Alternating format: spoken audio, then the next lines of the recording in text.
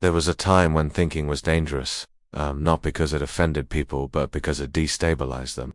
It disrupted belief, challenged authority, and unsettled certainty. To think deeply meant to risk isolation, misunderstanding, and sometimes punishment. Today, thinking is not dangerous, it is uncomfortable, and that discomfort is often enough to make people avoid it altogether. Modern people are surrounded by information, yet increasingly incapable of sustained thought. Opinions form quickly, reactions replace reflection, certainty arrives before understanding. The moment something becomes difficult to process, it is dismissed, reframed, or reduced to something easier to swallow. This is not because people are united, it is because the conditions required for thinking have quietly disappeared. You may notice this in yourself. Difficulty staying with an idea that does not immediately reward you. Irritation when an argument cannot be resolved quickly. A subtle anxiety when confronted with ambiguity or contradiction. Thinking now feels like friction, and modern life is designed to eliminate friction. Nothing forces you to sit with complexity. Nothing requires you to tolerate uncertainty.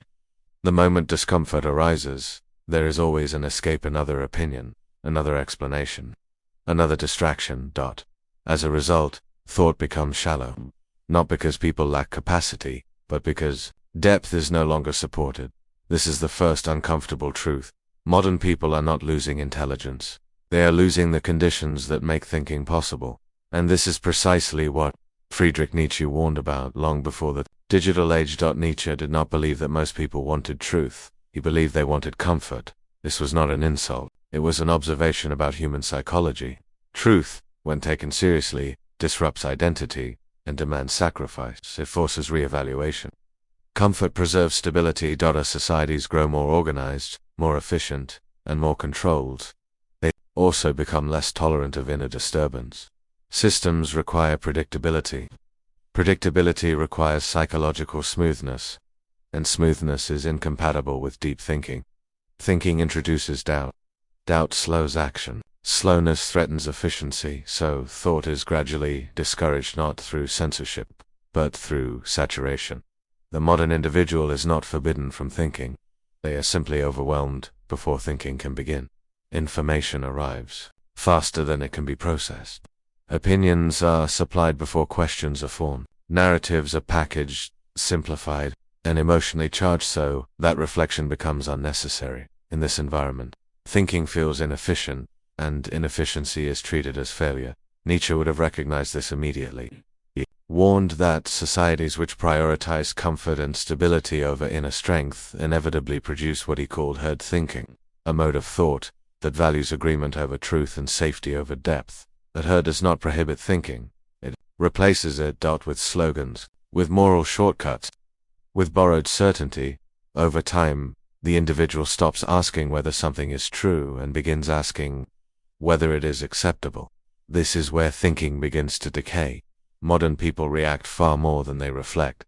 This is not accidental. Reaction is fast. Reflection is slow. Reaction produces visibility. Reflection produces silence. Reaction can be measured, shared, and rewarded. Reflection cannot. Digital culture amplifies this imbalance. You are encouraged to respond instantly, to have an opinion immediately, to signal alignment as quickly as possible. Hesitation is interpreted as weakness. Nuance is treated as evasion.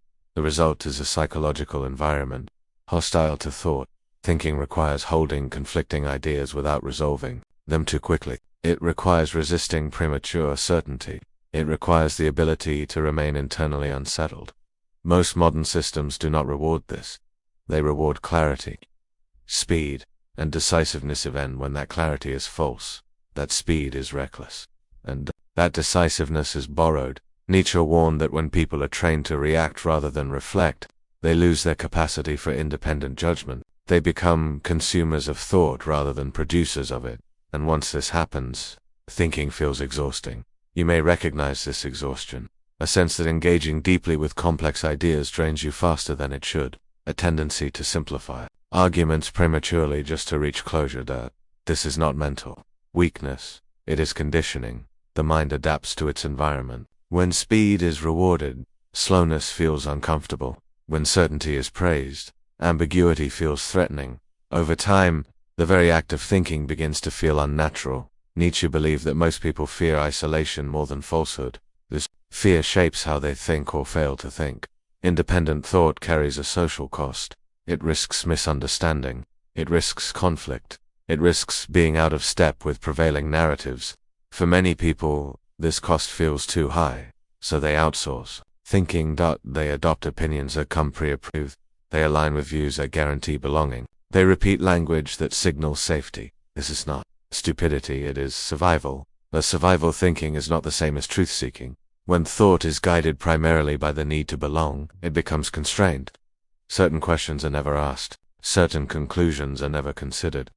Certain doubts are suppressed before they reach awareness. Nietzsche called this the morality of the herder system, where values are not examined, but inherited, where thinking is acceptable only within approved boundaries. In such a system, people may appear opinionated, vocal, and confident while remaining deeply unreflective. This is how a society can become loud without becoming thoughtful, and this is where Nietzsche's warning becomes most relevant. Because when people stop thinking independently, they do not become neutral, they become manageable. A population that cannot think deeply is not easier to deceive. It is easier to direct. Nietzsche understood that power does not require ignorance. It requires predictability. People who think deeply are unpredictable. They question motives. They resist simple narratives. They do not move in unison. Herd thinkers do. When thought becomes shallow, control becomes subtle. People believe they are choosing freely, while their choices are shaped in advance by emotional framing, moral pressure, and social consequence. No force is required, only incentives. Approval for agreement, punishment for deviation, visibility for compliance, silence for dissent. In such an environment, thinking feels risky, and most people adapt by not thinking at all, at least not beyond what is socially safe. This is not because they are incapable, it is because the cost has been made too high. Most modern people hold strong opinions. Very few have built them. This distinction matters more than it seems. A belief that is built takes time. It requires friction, doubt, contradiction, and internal struggle. A borrowed belief arrives fully formed. It feels solid immediately. It provides certainty without effort. Modern life strongly favors the second. Opinions now circulate faster than understanding. Narratives are delivered pre-packaged, emotionally charged, and socially validated. You are rarely asked to think through an idea from the ground up. You are invited to adopt a position, and adoption feels efficient. This is not accidental.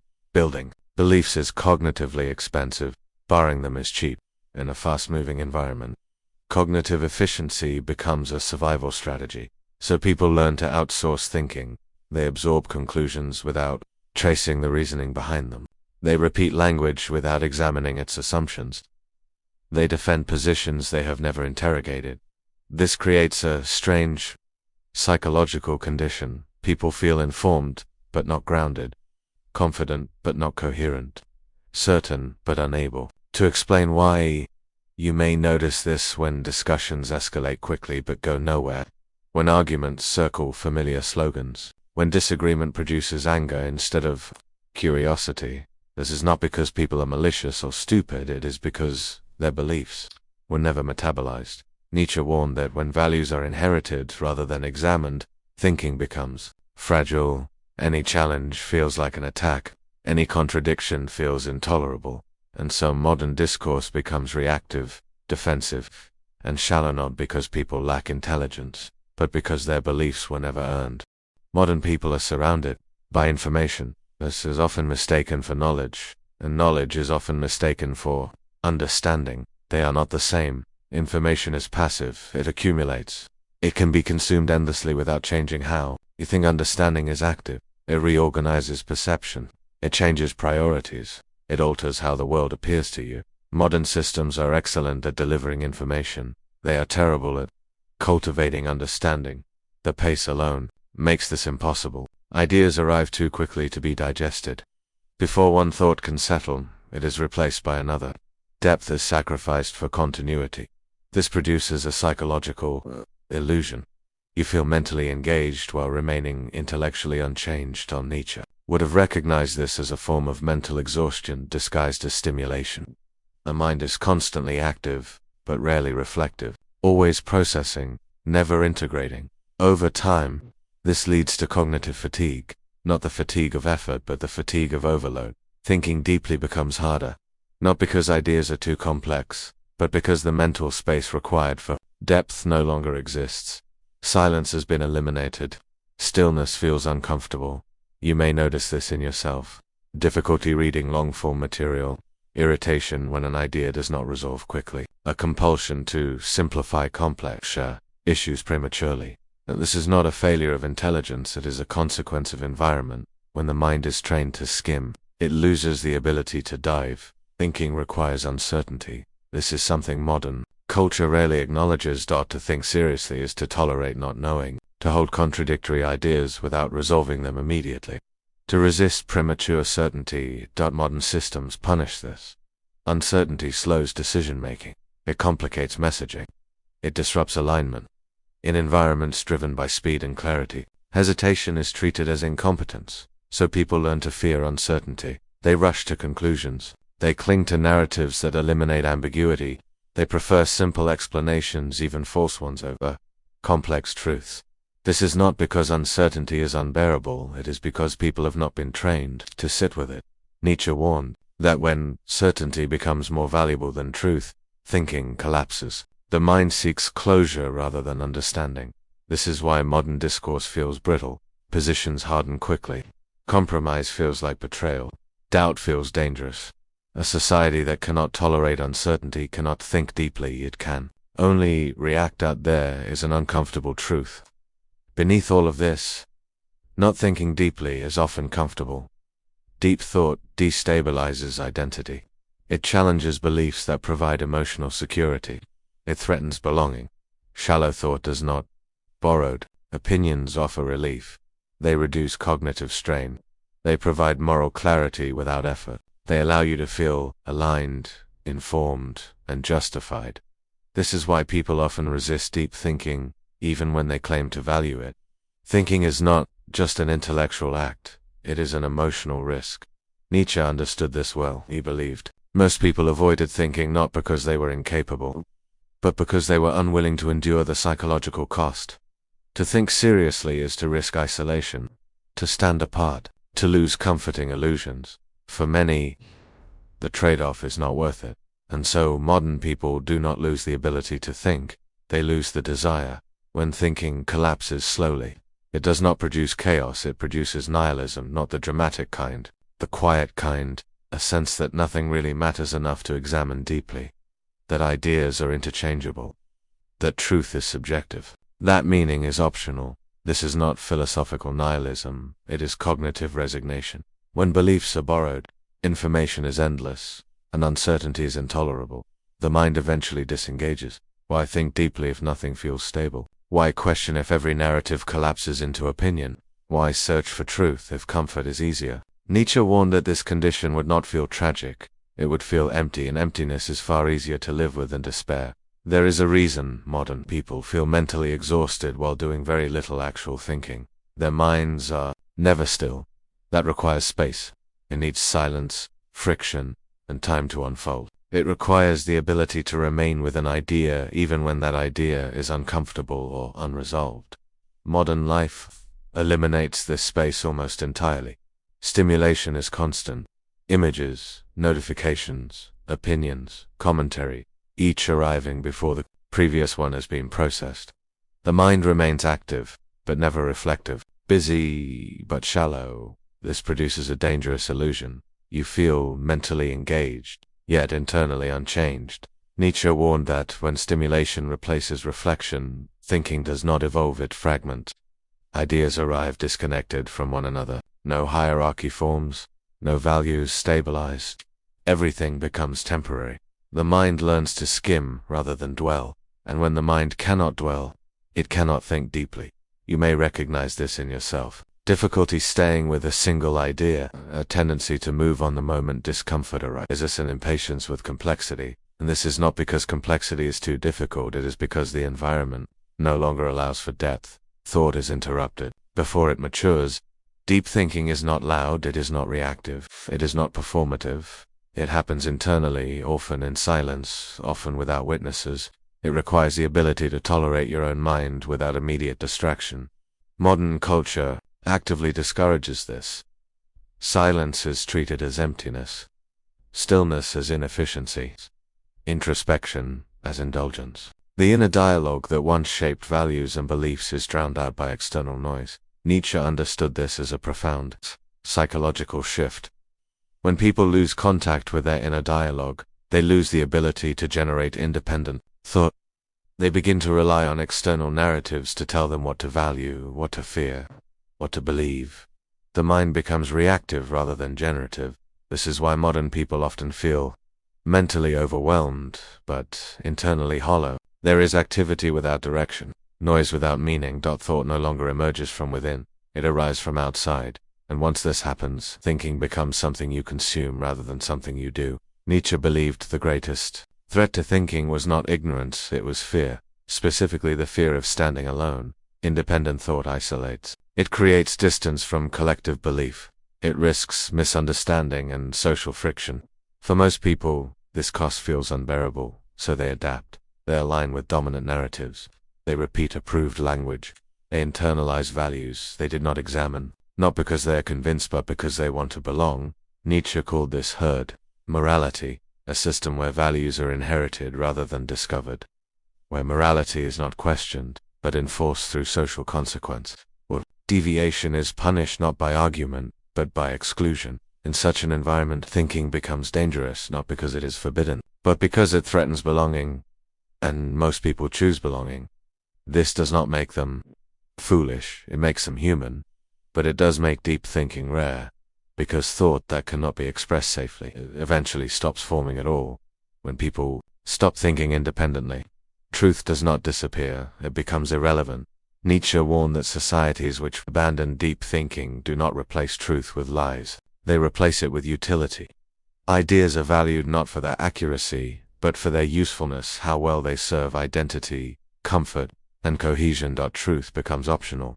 What matters is whether an idea feels good, signals virtue, or protects belonging. This is why modern discourse often feels detached from reality. Why facts bounce off belief. Why contradictions are tolerated as long as they preserve identity. Thinking collapses not because people reject truth, but because they no longer know how to recognize it. Without inner dialogue, without reflection, without the ability to sit with discomfort, truth has no place to land, and so the mind disengages. Not dramatically, quietly. Quietly, Nietzsche believed this condition would not feel catastrophic. It would feel empty. People would not feel oppressed. They would feel distracted. Not controlled, but guided. Not deceived, but satisfied enough not to question. They would mistake constant stimulation for vitality, constant opinion for intelligence, constant reaction for thought. And slowly the ability to think deeply would wither not through force, but through neglect. This was Nietzsche's warning. Not that people would become stupid, but that they would become mentally passive, unable to tolerate silence, unable to sit with uncertainty, unable to stand alone long enough to form a thought of their own. Asterisk. If you feel mentally tired today, it may not be because you think too much. It may be because you rarely think deeply at all. If ideas feel exhausting, if complexity irritates you, if certainty feels comforting, this is not a personal failure. It is a psychological environment doing exactly what it was designed to do. Nietzsche did not believe this condition would announce itself as a crisis. It would feel normal, it would feel like modern life. And perhaps the most unsettling realization is this: the decline of thinking does not require censorship. It does not require tyranny. It does not require lies. It only requires a world loud enough, fast enough, and comfortable enough to make thought unnecessary. This documentary offers no solution, because the moment thinking is turned into advice, it becomes another product, another distraction. Instead, it leaves you here with the recognition that thinking is not something you regain by effort alone, but by resisting what makes effort unnecessary. And whether that resistance is possible anymore is a question Nietzsche never answered. He only warned.